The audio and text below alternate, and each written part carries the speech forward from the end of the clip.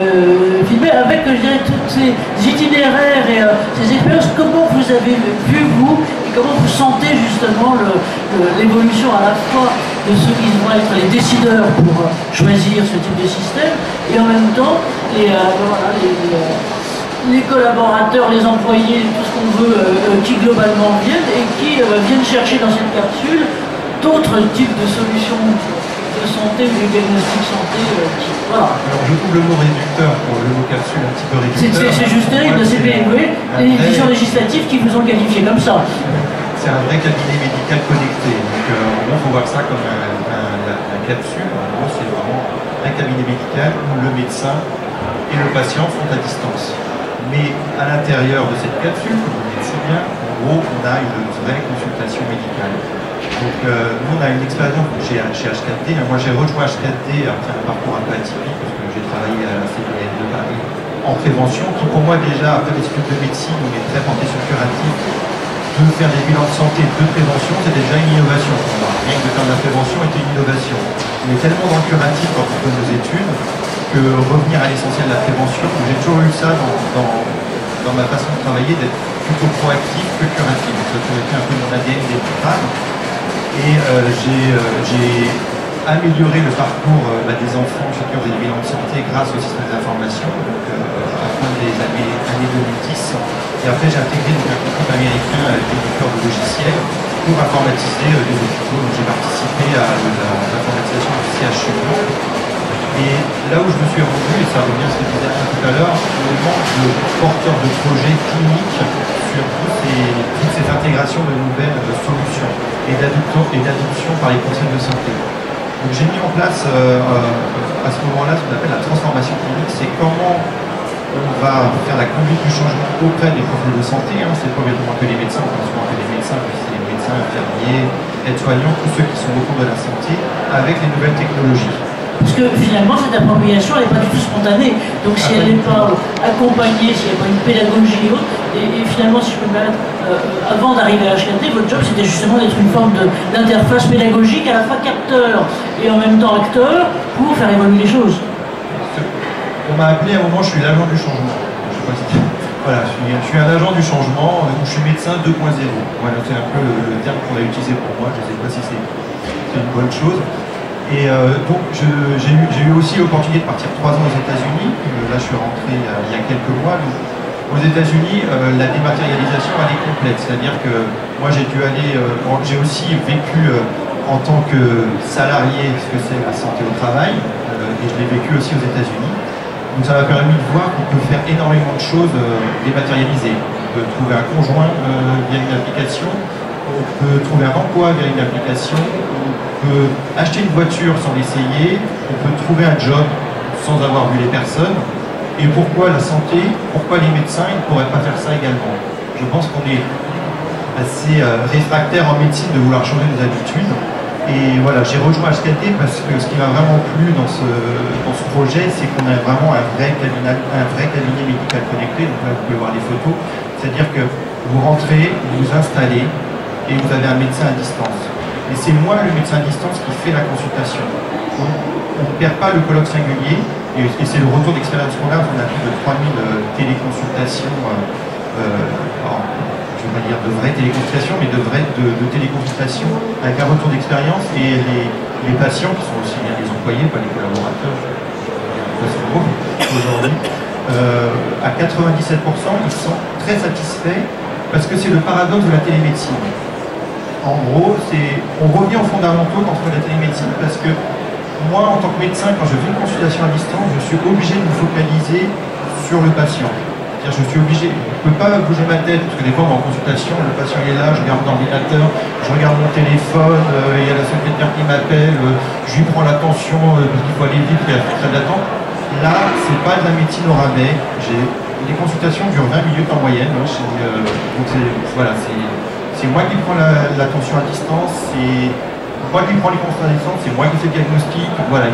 Et je suis obligé d'intégrer le patient. On parle beaucoup de empowerment patient, j'en ai pas dire en français, trop d'années aux États-Unis, j'ai oublié quelqu'un peut m'aider. Donc comment j'intègre le patient dans la consultation? Et ça demande aussi aux médecins de revenir à ses fondamentaux. Alors moi, quand j'ai appris la médecine, j'étais à l'hôpital, hein, je rentrais dans les chambres avec le chef de service, le chef de clinique, et j'allais toucher le patient. Aujourd'hui, cette nouvelle pratique de médicale à distance, il faut l'inventer. On peut faire énormément de choses. Et nous, chez HKD, on a cette philosophie, on fait vraiment le retour d'expérience avec tous nos médecins téléconsultants et on crée des protocoles d'examen clinique à distance. Donc, quand on intègre de nouveaux médecins pour faire ces consultations, en gros, on a une formation, et ça, c'est le mot-clé, une formation sur des cas cliniques. On revient vraiment aux fondamentaux. Donc, aujourd'hui, oui, on peut faire de très bonnes consultations à distance. En même temps, on voit que dans le monde de l'entreprise, on voit les nouvelles technologies sont partout, on fait des webconférences, voilà, et on demanderait maintenant au médecin du travail d'être juste dans son bureau. Aujourd'hui, on peut aussi apporter un confort d'exercice au médecin, c'est-à-dire qu'il peut faire ses consultations à distance de chez lui. Ça évite aussi de se déplacer. Je parlais des embouteillages tout à l'heure, le temps d'arriver au bureau, machin, je suis fatigué, là, faut que je commence mes consultations. Puis après, il faut que je change de site pour aller voir. Là, je veux juste rester chez moi. Alors, après 3 ans aux États-Unis, pour moi, c'est complètement acquis. Hein, on peut très bien travailler à distance. En France, on sent encore une résistance sur tout ce qui est télétravail. Donc, on sent aussi une résistance de téléconsultation. Mais en pratique, quand les médecins, alors moi, je mets le côté médecin, l'ont adopté, c'est acquis de suite. Mais il y a un vrai besoin de formation. Si je peux me permettre, Arnaud, de l'autre côté, parce que je veux dire, voilà, la première, et là je vais cafeter parce qu'elle est en train de parler à son voisin, que j'ai rencontré de HKD, c'est Valérie Dunas. Et Valérie, quand j'ai tout de suite posé la question, mais quelle est l'attitude des. Parce qu'à la limite, on les appelle pas. Enfin, vous les appelez, excusez-moi, hein, mais vous les appelez des patients, mais quand vous êtes applicant de base et qui rentrez là-dedans, enfin, vous rentrez pas au concessionnaire en vous disant là, voilà, je suis. Personne en gros là-dedans. Comment vous les avez pu évoluer là-dessus? Parce que moi, ce qui m'avait frappé, Valérie, dans ce que vous me disiez, c'est que vous attendiez à ce que les gens aient une certaine appréhension de démarrage à rentrer là-dedans dans ces rétros. Qui rentre ici vers tout espoir, mais non, pas complètement.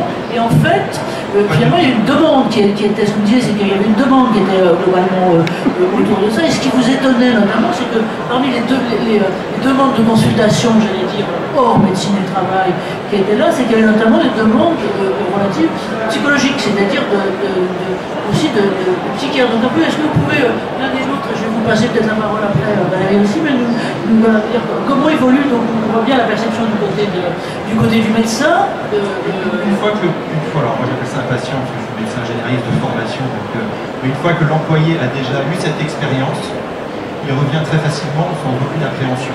Il y a ce premier pas à faire, et je pense que c'est aussi dans les entreprises de porter le message d'aller essayer, hein, essayer c'est adopter, et une fois qu'on a acquis cette expérience, on peut facilement y retourner, et ça c'est pas obligatoirement que la médecine générale. À terme, on va pouvoir faire aussi avec la médecine spécialisée.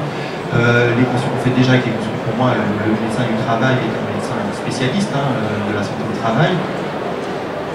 Donc, non, on peut aussi voir une psychologue, une diététicienne. Et comme on a des mesures aussi, par exemple, pour une nutritionniste, on peut avoir l'IMC calculé automatiquement. En gros, on apporte des informations.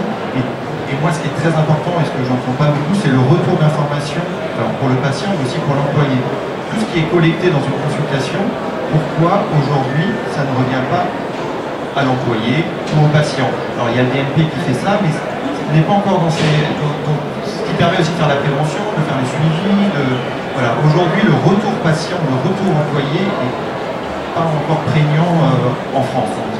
C'est très gentiment dit, hein. C'est un bel euphémisme parce que c'est vrai que quand on est de l'autre côté, je sais pas cette fois-ci, quand on est juste allongé parce que opéré, machin, tout le reste, dans un hosto, il faut vraiment se battre. Alors là, même si la loi Kouchner était arrivée par là, je vais vous dire que de temps en temps, moi j'ai fait venir des huissiers et on me dit ah non, c'est pas ça, il faut venir quelqu'un de Digas.